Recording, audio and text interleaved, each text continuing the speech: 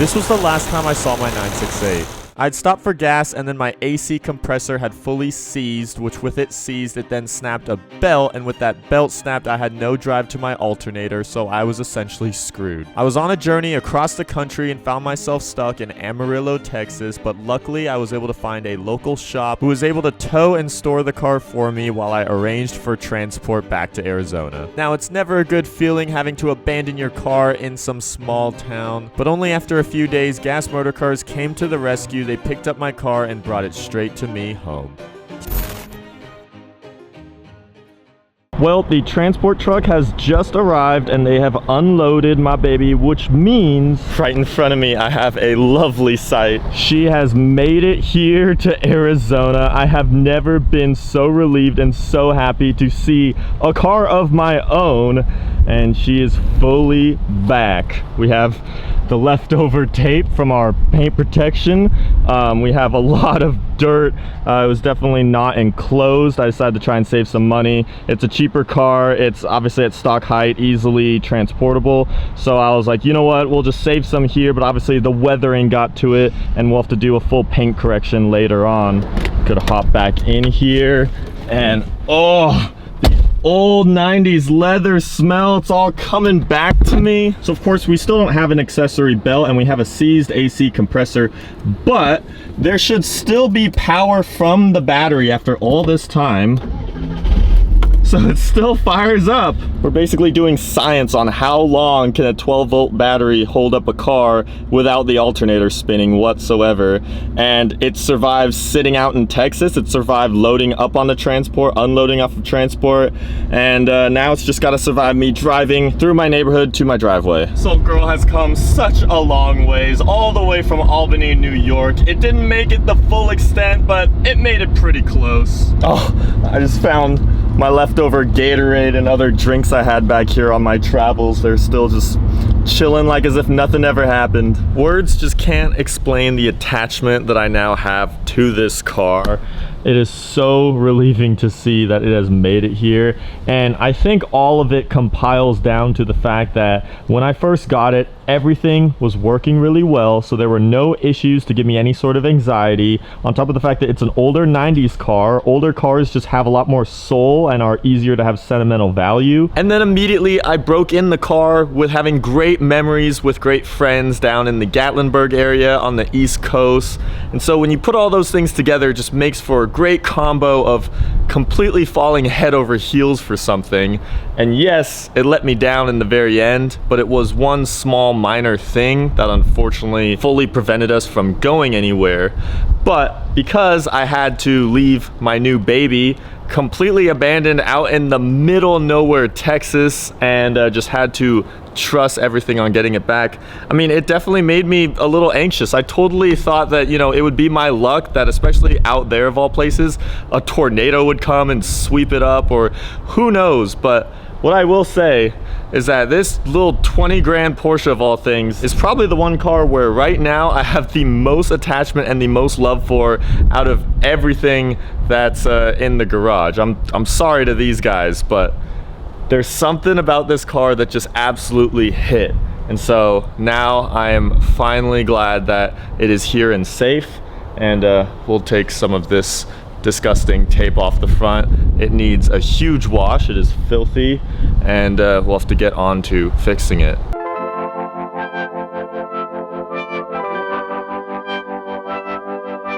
After cleaning it up, I can definitely tell the painter's tape did its job. We have a pretty smooth front end for covering 2,000 miles in this bad boy.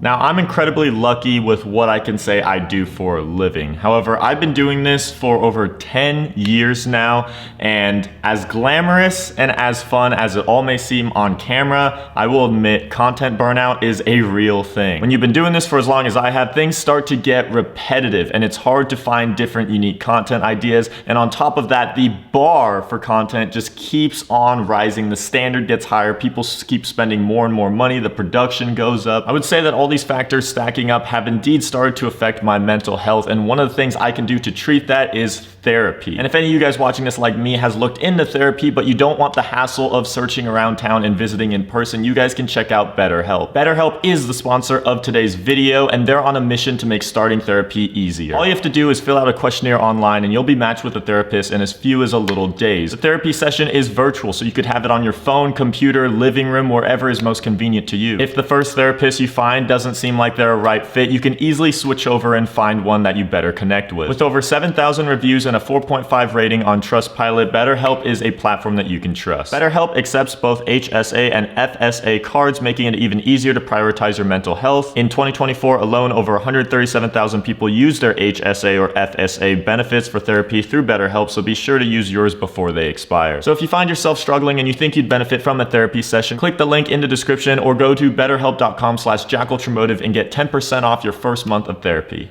So the 968 is now home and safe, however, it is injured. We have a seized AC compressor, we have a snapped belt, and we probably have a ton of other parts that are worn out since I did just attempt to drive it across the entire country. Now the first thing I went and did was try and get a hold of a brand new AC compressor. And if you go to Porsche asking for a brand new one, they will quote you $2,000 for a Porsche OEM AC compressor for a cheap 968 like this. I guess the Porsche tax is already hitting me pretty early, and they're back ordered. So I don't even know when I'd be able to get it. I wouldn't even be able to get it that soon. Now there are aftermarket solutions. They are a lot cheaper than $2,000, but still not cheap. Probably like around $800 or so.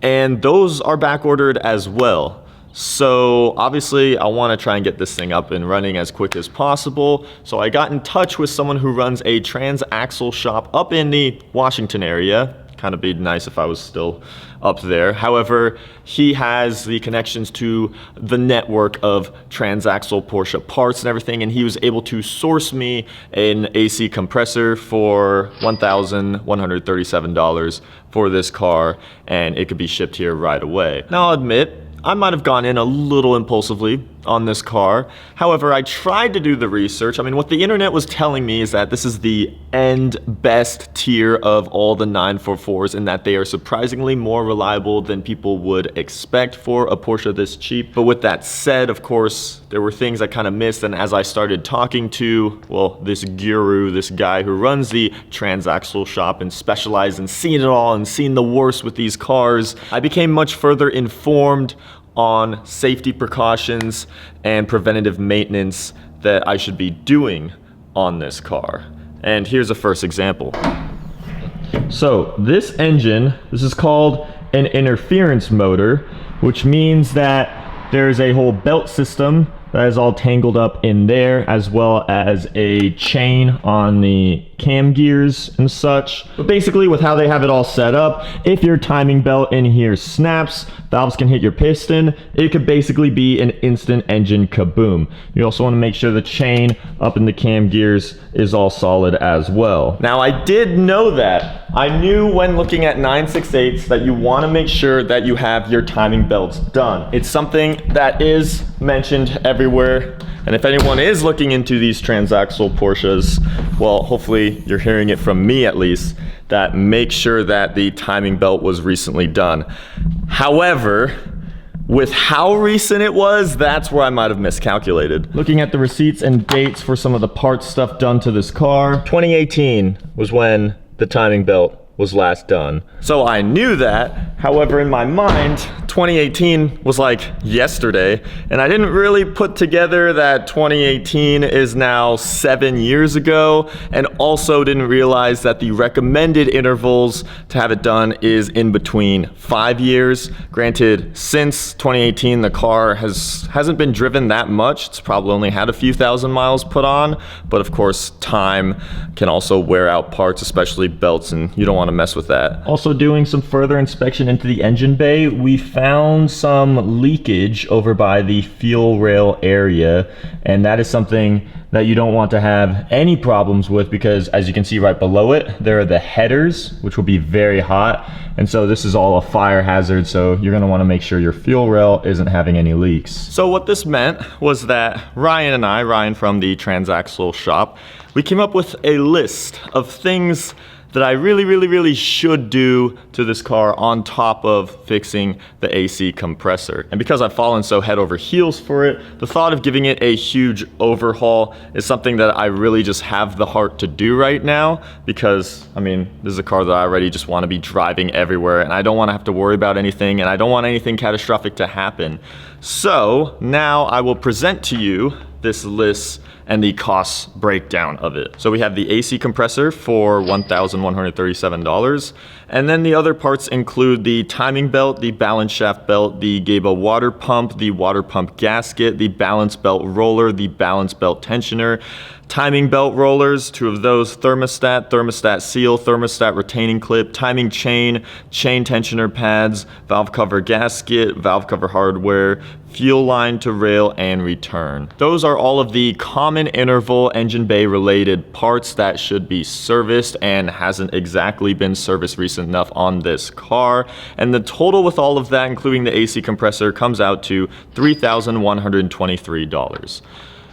Not the worst for Porsche tax. I mean, Porsche tax with the AC compressor seemed like it was off to a terrible start, but all of those things for this thing to hopefully be bulletproof and rock solid for the next at least 5 years, that's pretty good.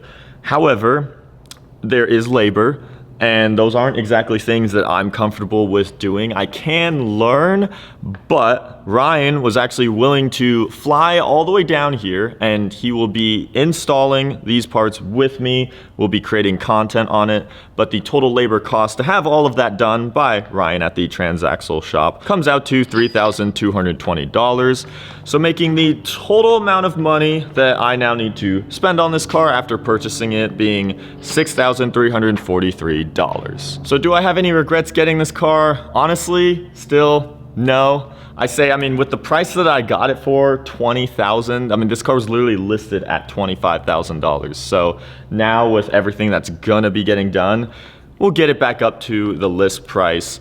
But I mean, the other thing too that I can't lie is that I now have attachment to it. So you could find other Amazon green on tan manual coupe 968s. It's going to be pretty hard, but when you do have attachment to a car, I guess it makes it easier in an unhealthy way to justify throwing a whole ton of money at it, because you just can't see yourself doing that to any other car, and you just only want the best for your personal car. But the other thing too to keep in mind is that everything that we're doing is sort of necessary. We're basically doing a ton of preventative maintenance that isn't exactly the entire bill on just what went wrong. So with spending that amount of money, we'll actually end up with what should be a strong, rock solid car that I should be able to drive anywhere for the next 5 years. And so with that all in mind, I think that's real worth it. We'll essentially, have a full refresh. We're giving it the full overhaul. And of course, you'll see us do all of this in videos down in the future.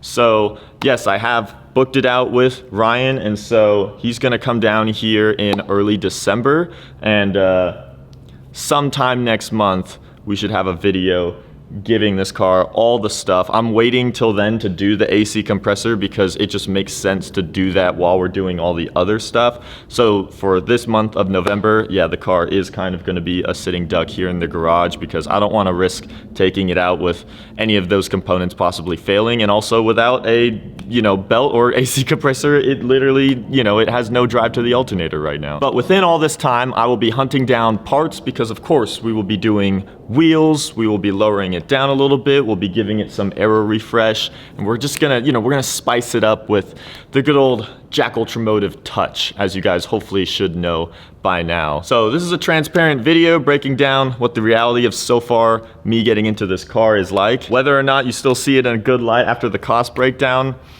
I'll only be able to control your opinions so much, but with that said, thank you guys for tuning in. This is gonna be JackUltraMotive signing this video off.